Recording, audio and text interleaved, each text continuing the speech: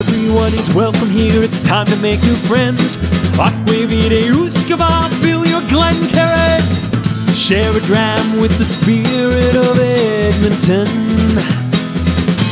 Sluncha! Good evening, whiskey brothers, whiskey sisters, whiskey friends, and welcome to episode 23 of the Canadian Whisky Journey's Whiskey Review. I'm Dolph. I'll be your host tonight, and I'm joined by Blair Phillips, co-author to this book right here, The Definitive Guide to Canadian Distilleries. Good-looking book. Blair, tell our fine friends out there what we're sampling, discussing tonight. We are sampling, I'll let you hold up your bottle, but we're sampling the Two Brewers release number 25, a peated release. I think if I got the math right, I know it gets complicated with when we get into these high numbers, but it's the fifth peated whiskey they've released, as far as I can tell. I'm just going to agree with you because I usually do. You're usually right. So let's say fifth, and let's go for it. And if not, someone on the same will tell us at one point in time. And Blair, have you met Bob and Al? No, just on phone calls and stuff like that. And when you interview them and stuff. Oh, okay. Sorry. Yes, I did meet them in Vancouver. Not Vancouver, in Victoria. I'm all over the place tonight. Victoria is good. I mix them up too. Yeah, it was the year that they cleaned up at the Canadian Whisky Awards. They won all those medals for their single malts back maybe 4 or 5 years ago. Nice. Okay. No, the great guys. I've met Bob several times. Al I met 2 weeks ago. It's a really nice guy. He doesn't like talking in front of groups, so we got him in a small group. It was fun. It was good. Yeah. But I'm going to ask you, do you have a favorite of the 4 categories of whiskey? So the classic, the peated, the special finishes, and the innovative. Do you have a favorite out of those? No. I see. I know Bob doesn't like it when people say they like all their releases. Yeah, I know. But that's his fault for making really good whiskey. So he needs to throw us a ball every now and again to not like. But I personally really like the innovative releases and the special finishes. But I can't. It's like you can't really pick which one you like, because I personally like. I find something good in every single one. I'm right there with you, but I'm a little bit biased towards the peated expressions and biased towards Two Brewers as a whole. So I get that. And you might remember this one right here. So this was our Alberta Scotch Society. So they did this independent barrel or cask for us. And it was 100% peat. The only time they'd ever done that for me. So I like the peat. That's the one I picked. And I did that with Kensington Wine Market because, well, they needed to help us out. But I will show you my favorite one is the Innovative 17. So if anyone can ever see that out there, if you like rye, and this is a much different, well, it is a very different rye. So if you ever have the chance, that has been my favorite until our cask. And then that's where it's up. There we go. There's the answer. And the answer, what is it? 5 releases are peated. There. Good. 5 releases. So you knew Cool. what you were talking about. So Yukon Dave's out there telling us that you're absolutely right. So and I win a prize, right, Dave? You do. Let's give you some whiskey. So you're going to have to be the impartial one of us two tonight because it's peated. It's my favorite. But I do want to remind everybody out there that if we're reviewing a spirit on this show, it's because we like it. One of us might like it more than the other, but regardless, it stands in the you should buy this category for us if we have it on this show. And this one you should definitely buy. So let's get some tasting notes. And while you're tasting and nosing it, I'm going to give some information that Yukon Dave gave me, which is pretty good. It's a 7-year-old malt. 2 mashes were used. And Al, the master distiller there, wanted to show the peatiness. So he used a lighter bodied wheat malt for a third of the mash bill. Or not the mash bill, but a third of the whiskeys that he blended together. 2/3 were Baird's peated malt from Aberdeen, and they use these 2 terms which were kind of new to me, and you're going to tell me if you could if it's a common term or not. They said that they used a fine and a coarse distillation. You ever heard of fine distillation and coarse distillation? I wonder if that falls into their beer making knowledge.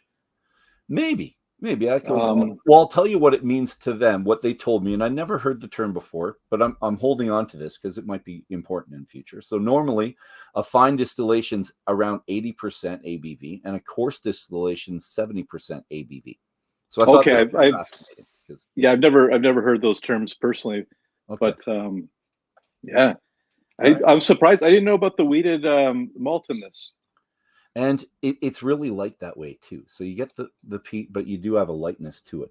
But we'll talk about that in a second. All the mashes started in new oak barrels for 1 year, and then in ex-bourbon for the subsequent 6, for both of them, the wheat and for the Baird's peated. And they described the number 25 as one of Al's simpler releases. I don't find it simple in the slightest, but God, no. What you get on the nose there, Blair? I find this this whiskey, if I think back to the peated stuff I can have in my memory, that to me this is like super balanced. A lot of great fruity notes and spice notes, and the peat is all like woven into that flavor profile, without causing, like, some of these peated whiskeys, it tastes like they put a first aid kit through a juicer. Yeah, I like that. I'm afraid. I'm sorry. Yeah. But yes, not like And it. It is balanced with the sweet and with the. I wouldn't say too much floral, more fruity, right? Yeah. Oh yeah, lots of fruitiness. There's a touch of floralness I find, but but I just find it's really pleasant. And that smokiness really complements all those notes, without overpowering it. Now, I was mentioning to Blair before we went on that since I tried the first one, the number 2 release, I've had a note on the palate that I've held on to all the way through the 28 that's coming up soon, that I keep tasting no matter what. Except the 17, the rye didn't have this. So it's marshmallowed bananas. And I don't know if there's anyone else out there that tastes marshmallow bananas, but I can pick 2 brewers out of a lineup so quickly because of that flavor. And Blair, do you get it yet? Do you get the marshmallow bananas? Not yet. It's all me. But I haven't had those in a long time. Those little bananas. But the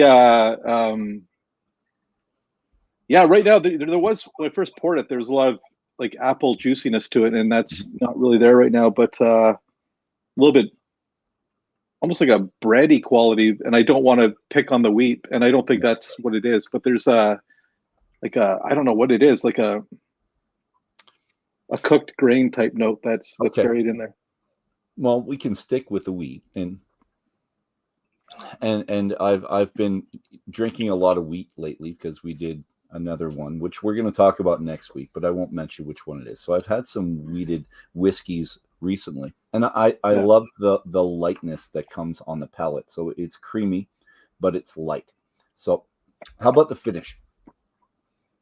Let's try the finish. Just that pristine smokiness with everything else that we've tasted from the very beginning, just being there the whole time.